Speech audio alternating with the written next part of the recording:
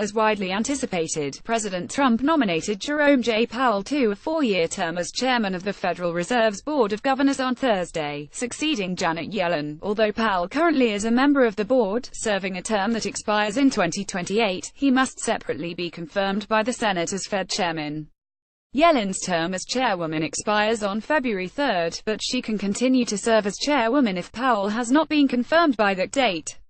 Once Powell is confirmed as chairman, Yellen could continue serving as a member of the Board of Governors until her term as a board member expires in 2024. She will likely leave the board, though, when her term as chairwoman ends or upon Powell's confirmation, whichever comes later.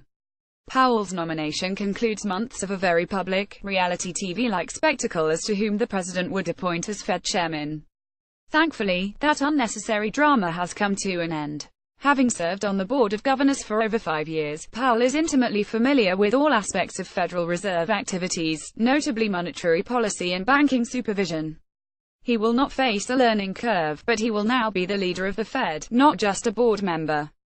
There is every reason to believe that under Powell's leadership, the Fed will continue with the monetary policies launched by Yellen as the economy has continued to recover from the financial crisis. A gradual shrinkage of the Fed balance sheet coupled with a slow, cautious rise in interest rates. At the same time, the Fed cannot become too complacent about the economy as the current economic expansion approaches a record length, 101 months and counting, especially given the various asset bubbles that exist today inflated by a prolonged period of excessively low interest rates. Those bubbles could start popping as rates rise. Consequently, Powell and his fellow governors will need to be prepared to respond quickly to sudden adverse economic news.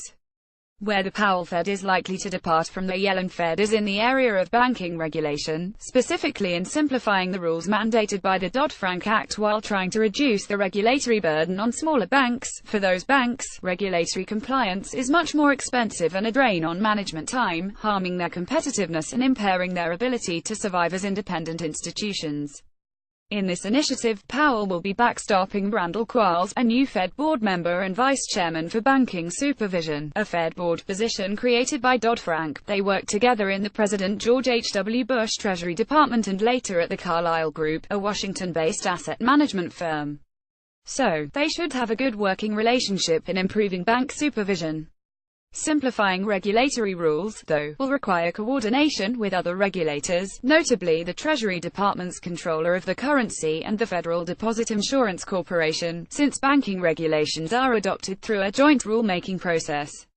That is seldom an easy or quick endeavor. The Powell Fed also will participate in ongoing negotiations with the banking regulators of other nations through the International Basel Committee on Bank Supervision with regard to modifications in bank capital requirements and other rules especially important to U.S. banking companies with foreign activities. These negotiations could become contentious if the United States tries to carve out too many exceptions for U.S. banks, especially community banks, without any foreign activities. One interesting challenge facing the Fed are the number of vacancies on the 7-member Board of Governors, 3 at the moment and possibly 4 if Yellen resigns from the board before any of the present vacancies are filled.